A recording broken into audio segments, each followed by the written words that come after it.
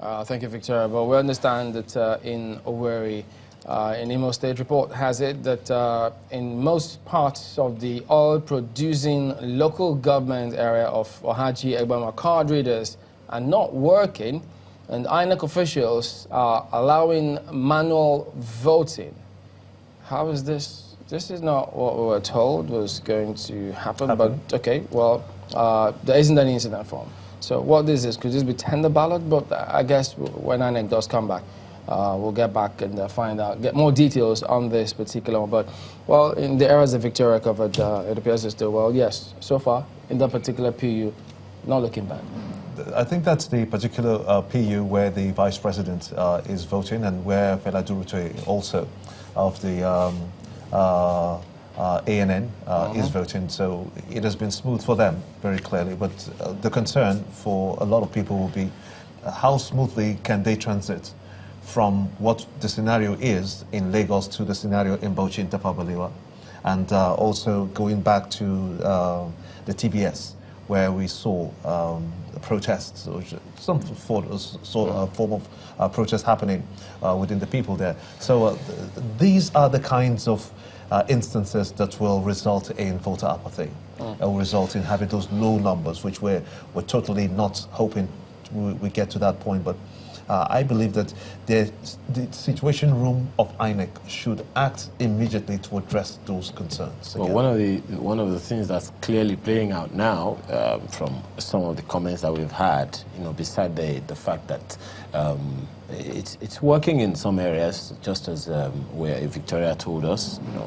the process is going well, rather slowly, which was a concern that I had because, we kept talking about... When did you go to vote?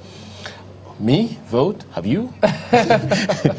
So because I was asking the question, okay, it took the president about 2 minutes, took the presidential candidate of the opposition about 6 minutes, and so those things are of interest to anyone.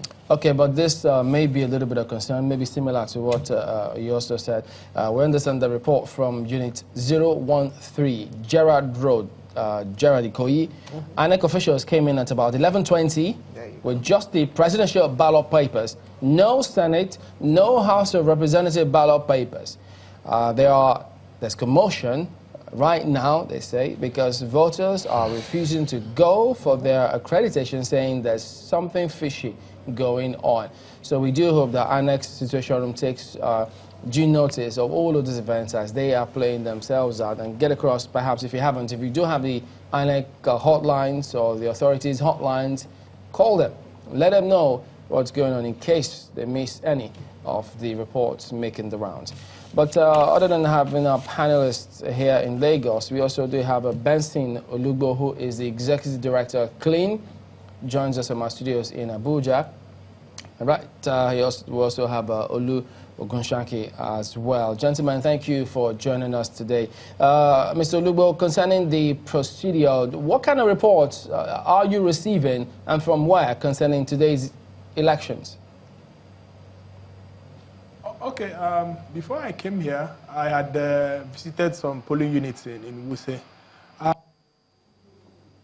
There's a relative high turnout, but that has to be taken into context. We are expecting 72.7 million Nigerians. So from the numbers we are seeing, I don't know whether we'll get up to that, but relatively the numbers are impressive.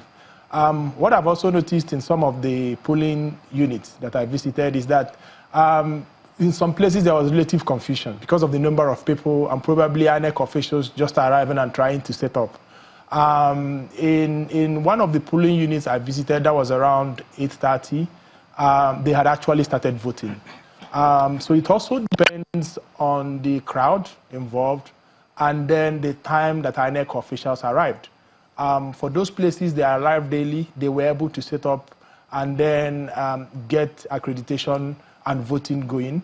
In some places where they didn't arrive in time, and so many Nigerians arrived before INEC officials, there appears to be a little confusion in those places. But I get as we go along, some of those problems will be sorted. All right, Mr. Ogunshaki, Well, one of the issues that's clearly arisen so far is that materials are arriving late in so many places. Some 23,000 candidates, more than 600,000 card readers, some over 200 million ballot papers. It must be an overwhelming one for INEC. Do you think we're doing well with all of that, all of these logistic challenges? Thank you for inviting me. One of the reasons we have election is to make sure that the right candidate is elected. And the process, in as much as it could be very tasking and challenging, the people who are responsible for making sure that this is available on time, enough time to set this thing in motion. But fortunately, this is not the first time, but I think to improve on it. And as far as I'm concerned, the security arrangement seems to be working very well. It's just that at this time, we need to focus more on those material that are critical to our democracy, because for it to be successful, people have to be able to exercise their right to vote. The bit that the police promised is to secure the voting environment, and so far, we have been very successful in doing that. And as far as the INEC is concerned, everybody has to be able to do 100% of what is expected of them. And to Nigerians that might seem to be frustrated with more patient, this is something that is in process. And in most cases now, I think some of the materials are getting there on time. The fact that it was delayed might be due to several reasons, which you and I cannot put a finger on at this time. So I'm not here to blame. What I want to be able to do is to work and to encourage those Nigerians that seems to be frustrated to hold on, because the battle for our fatherland is something that is going to be fought on every angle of the country, including what the INEC are supposed to be doing. So my bit at this point is to be patient, but as far as we are concerned, the security arrangement is working excellently well. Well, Mr. Okushaki, the thing about this is, I mean, we'll call it as we see it. If you've been monitoring, some people have called in saying military personnel were preventing them from getting to their location as and when due.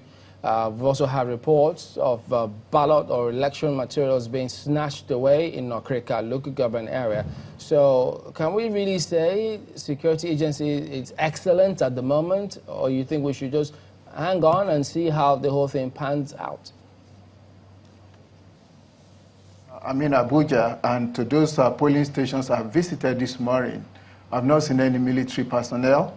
And the issue in Okrika, again, we're looking at a place where you don't know, and we're not here to defend the police, but we don't know who, and there's no evidence at this point if that actually happened. The fact that people have said it happened, I cannot say it did not happen, but the reality for me is I was not there. Okay, let's bring back to the studio here. What do you think about his views on this? Well, they're his views, and he's entitled to that. That's all I can say. But I would expect that, you know, when citizens send in reports, we will take it at face value until something is proven otherwise. So I do believe the reports that are coming in, and I don't think people will take the time and trouble to send in reports if they're not actually, if those incidents aren't happening. I have a team. I think I mentioned that earlier on, because we have a team WhatsApp group, and my people are reporting from wherever they are. Is all going well on their reports? Not with most of them. So that corroborates what others are saying. I have youth coppers amongst my team who are acting as INEC ad hoc staff.